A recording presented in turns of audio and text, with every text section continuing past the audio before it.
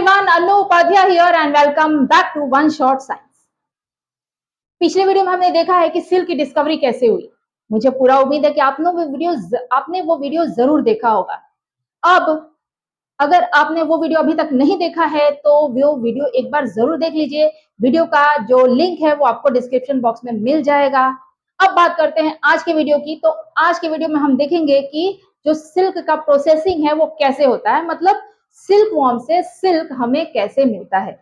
लेकिन इस प्रोसेस को जानने से पहले एक बार हम सिल्क मॉथ जो है उनकी लाइफ साइकिल के बारे में थोड़ा सा जान लेते हैं। इससे हमें प्रोसेस समझने में बहुत ज्यादा आसानी हो जाएगी। ठीक है, अब सिल्क मॉथ की लाइफ साइकिल के बारे में थोड़ा जानने की कोशिश करते हैं। अब आप सोच रहे होंगे कि सिल्क मॉथ क्या होता है। अभी तो हम सिल्क वॉर्म्स की बात कर रहे थे। तो आपको ये पता है ना कि जब हम छोटे होते हैं तो हमें बच्चे कहा जाता है ना, और जब हम एडल्ट हो जाते हैं, बड़े हो जाते हैं, तो हम मेन या विमेन कहलाते हैं, है कि नहीं। छोटे छोटे होते हैं तो बच्चे होते हैं, बड़े होते हैं तो मैन विमेन हो जाते हैं। वैसे ही जो सिल्कवॉर्म्स है जब वो एडल्ट हो जाते हैं, मैच्योर हो जाते हैं, तो उन्हें हम सिल्क मॉथ कहते हैं। ठीक है, अब सिल्क मॉथ की लाइफ साइकिल के बारे में भी जानते हैं। तो जो फीमेल सिल्क मॉथ होती है ना, फीमेल सिल्क मॉथ, वो मलबेरी के लीव्स के ऊपर बहुत सारे एग्स देती है। बहुत सारे एग्स मतलब कि 100 से 500 तक भी एग्स दे देती है। बहुत छोटे छोटे एग्स, है ना, हंड्रेड्स ऑफ एग्स देती है। अब अब क्या होता है, इसके बाद ये एग्स हैच होते हैं। आपको पता है कि जब एग्स जो है उनको प्रॉपर एनवायरनमेंट मिलता है, मतलब कि वार्मथ मिलती है, प्रॉपर टेम्परेचर, ह्यूमिडिटी मिलता है, तब वो एग्स हैच होते हैं। ठीक है, अब जब ये एग्स हैच होते हैं तो उनमें से छोटे छोटे बच्चे निकलते हैं, जैसे कि कैटरपिलर्स कहते हैं हम। अब ये जो कैटरपिलर्स है वो निकल तो गए, अब उन्हें क्या चाहिए, अब उन्हें खाना पीना भी तो चाहिए। बच्चे हैं, उनको जब हम खिलाएंगे पिलाएंगे तभी तो उनकी ग्रोथ अच्छी होगी, है ना। आपने देखा है ना कि जो छोटे बच्चे अच्छे से खाना खाते हैं उनकी ग्रोथ बहुत अच्छी होती है। लेकिन जो बच्चे अच्छे से खाना नहीं खाते हैं, दूध नहीं पीते हैं, ग्रीन वेजिटेबल्स नहीं खाते हैं, उनकी ग्रोथ बिल्कुल अच्छी नहीं होती है कि नहीं। तो ये जो कैटरपिलर्स है इनको भी हमें अच्छे से खाना पीना देना पड़ता है। अब इनको क्या खाना पसंद है, इनको कौन सा खाना पसंद है, तो इन्हें पसंद है मलबेरी के लीव्स। जैसे आपको पिज्जा पसंद है, बर्गर पसंद है, वैसे ही इनको मलबेरी के लीव्स पसंद है। तो ये क्या करते हैं, ये जो कैटरपिलर्स हैं वो मलबेरी के लीव्स खाते हैं, बहुत खाते हैं, रात दिन खाते रहते हैं। कितना खाते हैं, करीब 25-30 दिनों तक। जब कैटरपिलर्स के एग्स हैच होते हैं ना, कैटरपिलर्स निकलते हैं, उसके बाद से 25-30 दिनों तक वो क्या करते हैं, सिर्फ मलबेरी के लीव्स खाते हैं, बहुत ज्यादा खाते हैं। अब इतना ज्यादा खाना खाते हैं तो उनकी ग्रोथ भी बहुत अच्छी होती है कि नहीं। इतना ज्यादा खाएंगे तो भाई ग्रोथ तो अच्छी होगी ही ना। अब इतनी ग्रोथ अच्छी हो जाती है, उसके बाद क्या होता है, उसके बाद आता है टाइम इनके नेक्स्ट स्टेज में जाने का। लाइफ का जो इनका दूसरा स्टेज है उसमें जाने का, उसको हम बोलते हैं प्यूपा स्टेज। ठीक है, प्यूपा स्टेज में जाते हैं ये। अब प्यूपा स्टेज में क्या करते हैं, ये प्यूपा स्टेज में ये बिल्कुल खाना पीना छोड़ देते हैं, मतलब पूरी तरह से रेस्टिंग स्टेज कहा जाता है उसको। जो प्यूपा स्टेज है उसे हम क्या कहते हैं, उसे हम रेस्टिंग स्टेज भी कहते हैं। क्यों कहते हैं, क्योंकि उसमें जो कैटरपिलर्स है, सिल्क वॉर्म्स है, वो बिल्कुल खाते पीते नहीं है, वो पूरी तरह से रेस्ट करते हैं। अब अब हम जब रेस्ट करने जाते हैं, मान लो हमने रात को डिनर किया, डिनर करने के बाद हम रेस्ट करने गए बेड पर, तो हमें क्या लगता है, हमें लगता है कि बस चादर वादर ओढ़ लें और आराम से सो जाएं, है ना। अब कैटरपिलर्स को भी यही लगता है कि वो भी कुछ अपने ऊपर कवर कर लें और रेस्ट करें, लेकिन उनके पास तो कोई चादर होती नहीं है ना। तो वो क्या करते हैं, वो अपने मुंह से एक फाइबर निकालते हैं, एक फाइबर सेक्रेट करते हैं, और वो फाइबर प्रोटीन का होता है, प्रोटीन फाइबर होता है। जब वो फाइबर हवा के एक्सपोजर में आता है, हवा के कांटेक्ट में आता है, तो क्या होता है, वो हार्ड हो जाता है। ठीक है, हार्ड हो जाता है। वो सिल्कवॉर्म्स जो है, कैटरपिलर्स जो है, वो कंटिन्यूअसली अपने मुंह से जो है वो फाइबर निकालते रहते हैं, और ये फाइबर को अपने पूरे बॉडी को कवर करने के लिए वो अपने हेड को बहुत ज्यादा मूव करते हैं, बहुत ज्यादा अपने हेड को मूव करते हैं, ईंट के शेप में अपने हेड को मूव करते रहते हैं। और मूव करने के बाद पूरे बॉडी को उस फाइबर से वो कवर कर लेते हैं, और वो जो फाइबर हवा के कांटेक्ट में आता है, हार्ड हो जाता है, तो वो एक जैसा बन जाता है ना। अब उसी को हम, उसी एक जैसे जो फाइबर है, जो कवर बन जाता है, उसी को हम बोलते हैं ककून। ठीक है, उसी को हम ककून बोलते हैं।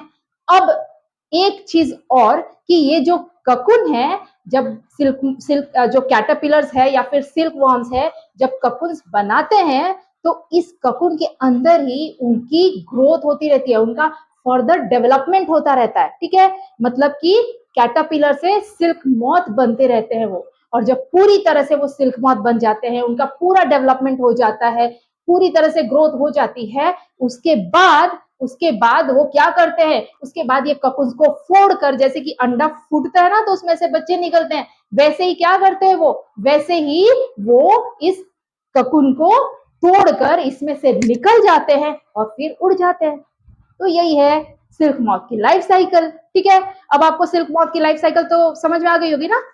क्या होता है, पहले जो फीमेल सिल्क मॉथ है वो एग्स देती है, फिर वो एग्स हैच होते हैं, फिर वो बहुत ज्यादा खाते पीते हैं, बहुत ज्यादा रात दिन खाते हैं।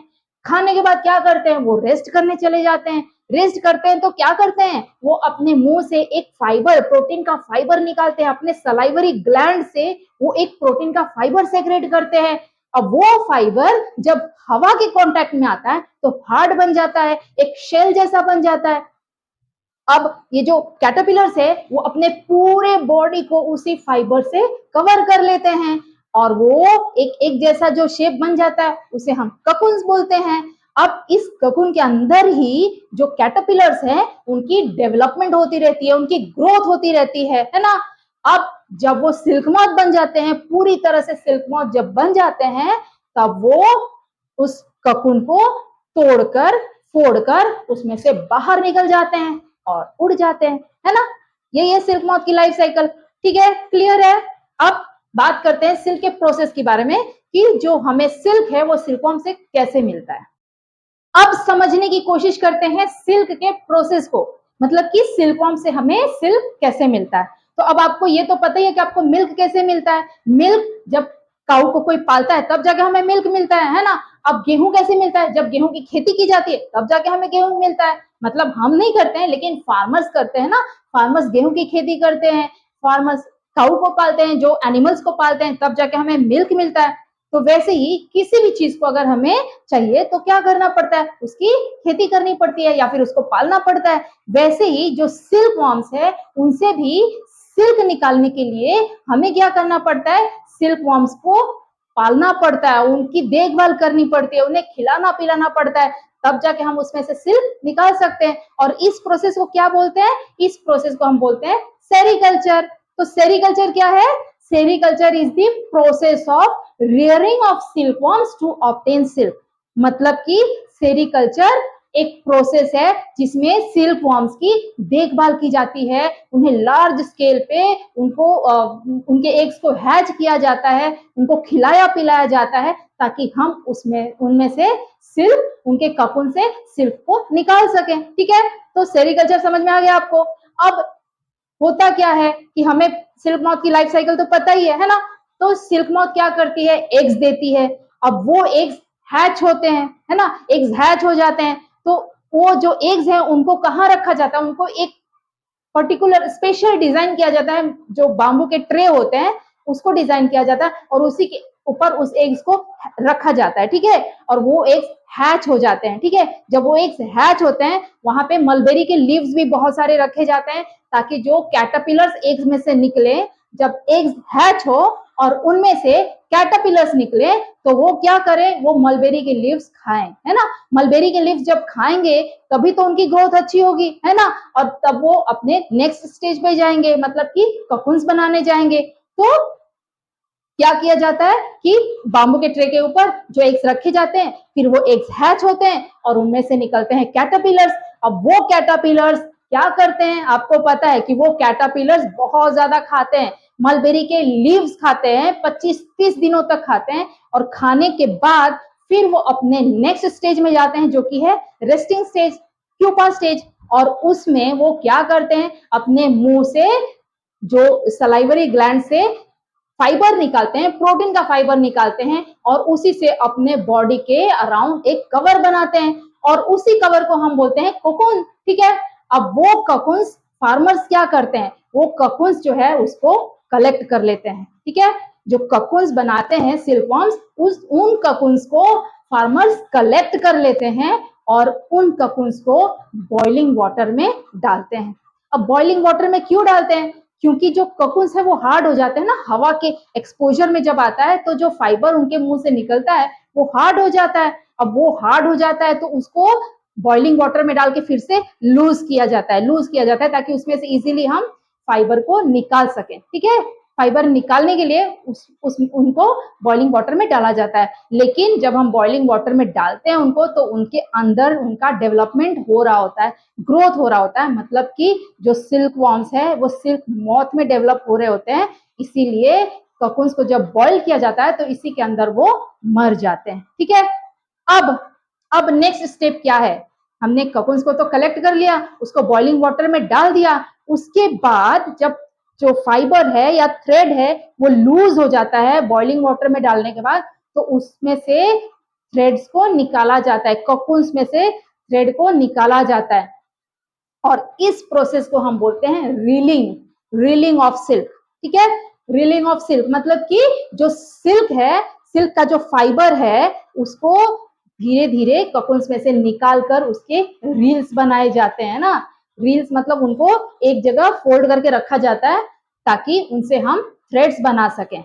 अब इसके बाद क्या होता है? पहले तो हमने ककुन्स में से रील्स तो निकाल लिए, रीलिंग कर लिया, लेकिन उसके बाद ये जो फाइबर निकला है उसको स्पिन करके उसको यार्न में कन्वर्ट किया जाता है। आपने देखा होगा कि जो आप वुलन के क्लोथ्स पहनते हो ना, उनको ध्यान से देखना आप, उसमें आपको बहुत ही पतले पतले रेशे दिखेंगे, बहुत ही पतले पतले रेशे, उसी को हम फाइबर बोलते हैं।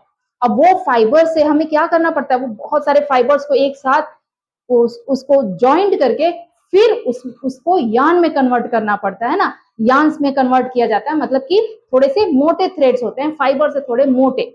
वो कैसे होते हैं? जब बहुत सारे जो फाइबर्स है उनको एक साथ ज्वाइन करके और उनको यार्न्स में कन्वर्ट किया जाता है, इसी को हम बोलते हैं स्पिनिंग। ठीक है, तो स्पिनिंग क्या है? जो फाइबर है उसे यार्न में कन्वर्ट किया जाता है और इस प्रोसेस को बोला जाता है स्पिनिंग। ठीक है, अब इसके बाद नेक्स्ट प्रोसेस क्या होता है? इसके बाद नेक्स्ट प्रोसेस है वीविंग। वीविंग में क्या किया जाता है? वीविंग में जो यार्न्स हैं, जो यार्न्स हमें फाइबर को स्पिन करने के बाद मिले, वर्टिकली और हॉरिजॉन्टली अरेंज कर दिया जाता है ताकि हम उससे फैब्रिक बना सकें। ठीक है, वीविंग में क्या किया जाता है? जो फाइबर है या फिर यार्न है, जो फाइबर से हमें यार्न मिला है उसको वर्टिकली और हॉरिजॉन्टली, ठीक है, इस तरह से अरेंज कर दिया जाता है। और ये हाथ से नहीं होता, ये मशीन से होता है। ठीक है, मशीन से होता है जिसे लूम्स बोलते हैं हम। और इसको अरेंज करने के बाद इससे बनता है फैब्रिक, सिल्क का फैब्रिक। और फिर उसको डाई करके अलग अलग प्रोसेस से हम अलग अलग वैरायटीज के कपड़े बना सकते हैं। ठीक है, तो ये है पूरा सिल्क का प्रोसेस। एक बार फिर से बता देती हूँ कि क्या किया जाता है कि सिल्कवॉर्म के जो ककुन्स हैं उनको कलेक्ट कर लिया जाता है। कलेक्ट करके उनको बॉइलिंग वाटर में डाल दिया जाता है। सिल्कवॉर्म के ककुन्स को कलेक्ट करके बॉइलिंग वाटर में डाल दिया जाता है। बॉइलिंग वाटर में डालने से क्या होता है कि वो जो थ्रेड्स हैं, फाइबर है जो हार्ड हो गया था, वो फिर से सॉफ्ट हो जाता है। और उसके बाद उसको रीलिंग प्रोसेस के थ्रू उसको मशीन से उसको जो फाइबर है उसको निकाल दिया जाता है, एक्सट्रैक्ट कर लिया जाता है, ककुन्स को फाइबर में कन्वर्ट कर दिया जाता है ना। उसके बाद इस फाइबर को यार्न में कन्वर्ट किया जाता है। मतलब फाइबर जो होता है बहुत ही पतला होता है, तो बहुत सारे फाइबर्स को एक साथ ज्वाइन करके फिर इसको यार्न में कन्वर्ट किया जाता है। इस प्रोसेस को हम स्पिनिंग बोलते हैं। और उसके बाद इन यार्न्स को वर्टिकली और हॉरिजॉन्टली अरेंज करके फैब्रिक में कन्वर्ट किया जाता है और इस प्रोसेस को हम वीविंग बोलते हैं। ठीक है, और तब जाके हमें मिलता है सिल्क का फैब्रिक। ठीक है, अब एक ऐसी टेक्निक जिसमें बिना सिल्क वॉर्म्स को मारे भी हम सिल्क का फैब्रिक या फिर सिल्क का फाइबर ऑब्टेन कर सकते हैं, मतलब हमें सिल्क का फाइबर मिल सकता है बिना सिल्क वॉर्म्स को मारे भी। उस टेक्निक को अहिंसा सिल्क या फिर पीस सिल्क या फिर नॉन वायलेंट सिल्क कहा जाता है। नॉन वायलेंट सिल्क का प्रोसेस। अब इस प्रोसेस में क्या हो जाता है? इस प्रोसेस में आपको पता है कि जब सिल्कवॉर्म्स ककुन्स के अंदर डेवलप हो रहे होते हैं, ग्रो हो रहे होते हैं, और जब सिल्क मॉथ में कन्वर्ट हो जाते हैं, वो पूरी तरह से सिल्क मॉथ बन जाते हैं, तब वो क्या करते हैं? ककुन्स को तोड़कर और उसमें से बाहर निकल के उड़ जाते हैं, है ना।